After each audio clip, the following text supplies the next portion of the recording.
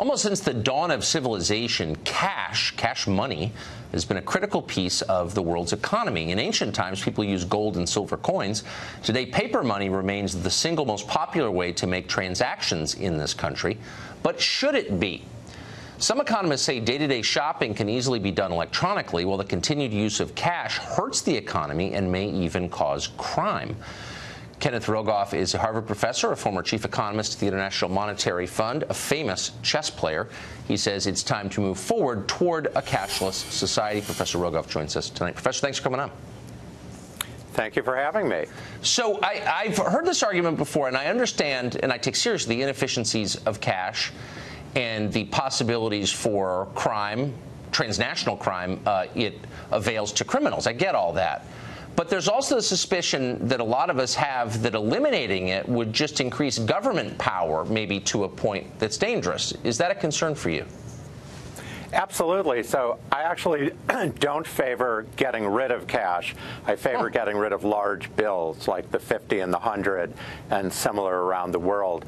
I think if you look at the use of cash, actually, by quantity of transactions, it's nowhere near the most popular. It's fallen out. It's behind for purchases over, $50. It's behind, debit cards, credit cards, electronic payments.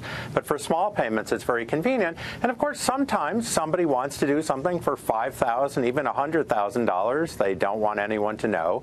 But you can carry a suitcase of $10 bills, a briefcase of $10 bills of $100,000. 20 pounds, if you have to do that once in a while. We shouldn't go cashless, but I do think if you look at the declining use of cash and the rising printing of these big bills, we ought to realize it's for tax evasion. That's much bigger than crime.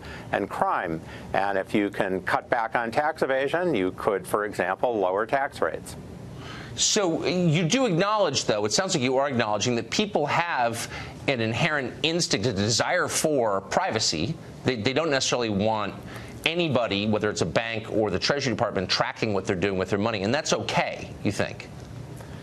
Yeah, well, okay. There's a big difference between somebody doing a wholesale business where they're doing $50,000, $100,000 in transactions every week, and they don't want the government to know, and somebody who's doing something on a much smaller scale. And I think these wholesale transactions are facilitated by these big bills, big drug kingpins.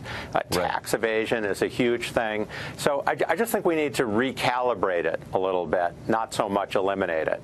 Are you worried about the vulnerabilities of a digital system? We're moving in that direction anyway. But I mean, the beauty of cash is it's tangible. You can hide it under your bed. No one can hack a $100 bill. Are you concerned about that? Well, I'm very concerned about cybersecurity. On the other hand, I think if we have a problem, hanging on to the rump of cash that we have left in our system's not going to save us. We need to protect ourselves. But yeah, that's, if you have a big storm that knocks out the power system, God forbid an EMP blast or something, right. It's very useful to have some rump of cash left there. Although, people have been very inventive when that's happened in the past with checks, IOUs, and other things. But no, we don't want to get rid of cash completely. But I do think if you look at what the government's printing, there's almost pushing over $4,500 for every man, woman, and child in the United States. And there are lots of surveys. Even if you take the part that's out of the country, the average person's holding maybe a couple hundred, $200, $300, right. Counting in their house, counting in their car. They're not holding $4,500, much less their kids. No, they're not. Quickly, what do you make of Bitcoin? Where does that fall in the spectrum? Well, I mean, Bitcoin's great innovation, but the part of it that's anonymous, eventually the government has to apply anti-money laundering rules, tax rules, and other things. I mean, the government can't just look the other way and let people do giant transactions, transnational, national, and not care about it. It's going to get regulated. I think the long run, Bitcoin's great technology, but it's more likely to look like MySpace that lost out to Facebook than it is to look like the next big thing. Right, because it is a threat to the government in the end. And you never win threatening the government. In the currency game, the government makes the rules. So this idea that you can invent a currency that wins out, it's nonsense. It won't. But it's a great technology. It has great uses. I love the idea of it, though. Professor, thanks a lot for coming on. That was interesting. Thank you very much for having me.